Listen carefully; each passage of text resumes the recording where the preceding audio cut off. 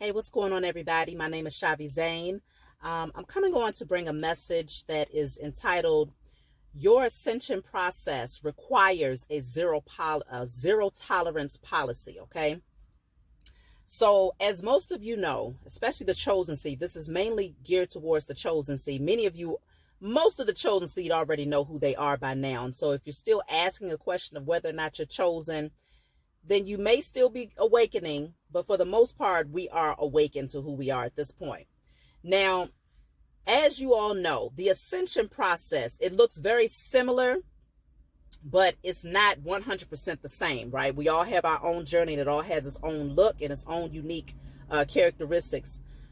But we do know that when you first go into that space of awakening, prior to going through that transformation, there's a lot of chaotic energy that happens in your life. So I would say within the past, if I have to put a number on it based on what I see from my end collectively, I would say within the past 7 years or less, if you notice that your life became very chaotic and you had a lot of really hectic scenarios that was happening around you that ultimately placed you in like hermit mode and like a space of isolation, then you know that you was definitely a part of the ascension and the awakening process. Okay. So what happens is a lot of changes, a lot of chaotic energy happens around you, and it ends up placing you in what is known as the hermit mode. That's that isolation energy. And in the spiritual realm, it looks like you going into the cocoon in order to go through this massive transformation where you're releasing the old version of yourself and becoming someone new. And when you come out of that cocoon, now you're able to take new heights. Now you're able to fly higher because now you have your wings, okay? So in the cocoon, this is where you are going within. You're doing some deep soul searching. You're fully analyzing yourself. What caused you to attract certain people, places, and things to you? You're analyzing those people. You're analyzing past scenarios. You're analyzing everything from within.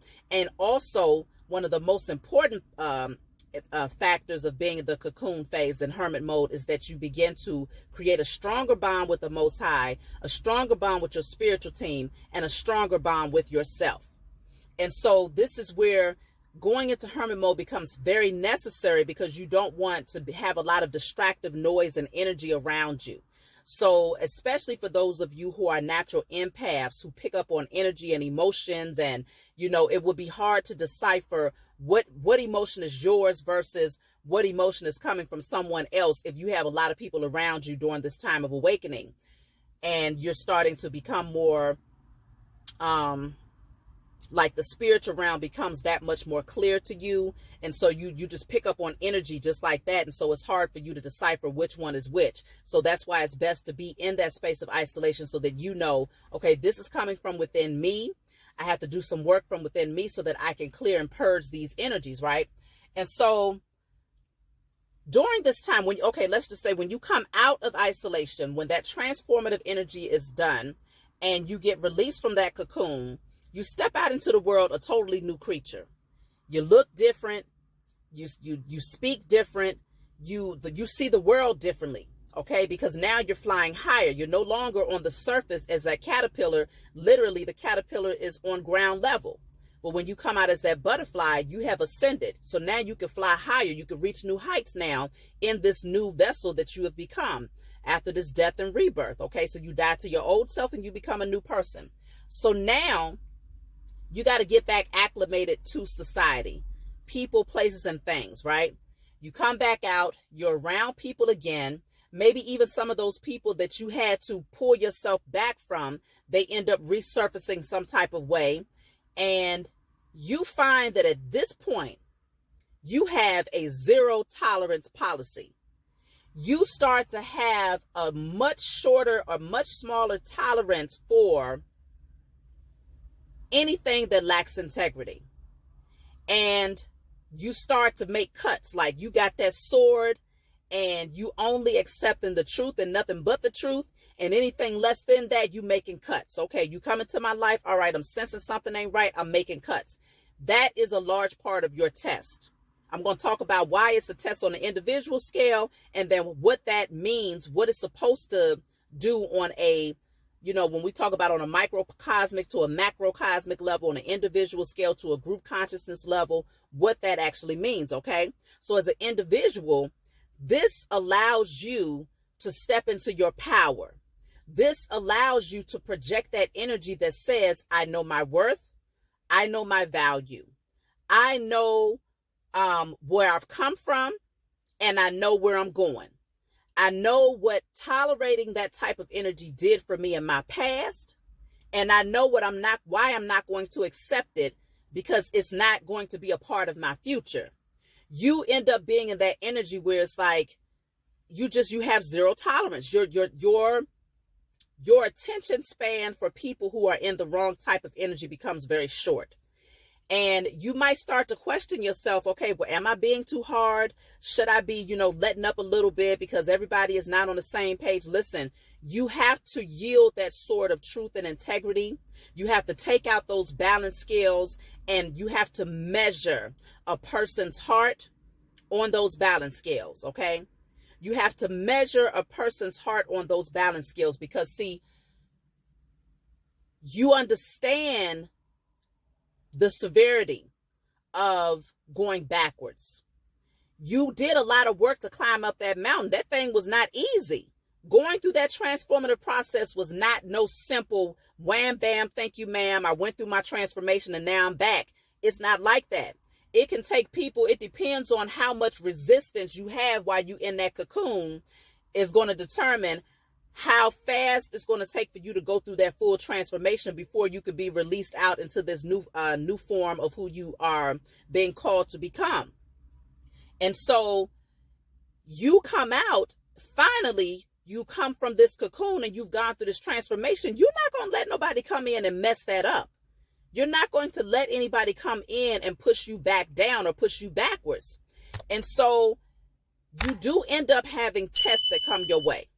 Because now it's like, so you've learned many lessons, and it's easy for you to accept those lessons when you was not being tested because you didn't have those people around you to test you while you was in a cocoon. But now that you are back out amongst society and amongst these people, you're going to be sent many different tests that's going to show whether or not you are really ready to use the tools that you have been given during your transformation and utilize them to pretty much maintain a space of internal balance and peace within, internally and externally. Are you going to use those tools and that wisdom that you have gained to ensure that you are not welcoming in the wrong types of energy? So on an individual level, this becomes very important because this is also a part of you continuing to grow and evolve. And as you continue to pass those tests, you'll find that those people, places, or things begin to fall away, and you attract less of that energy, and you begin to attract more of the energy that is in direct opposition to that, but it's in alignment with where you are headed. So people that do have integrity, people that are honest, people that are, that are healed, that have self-love, that type of energy, those types of things, people, places, and things, you end up attracting to you because you've passed that test now that you've gone through the transformation.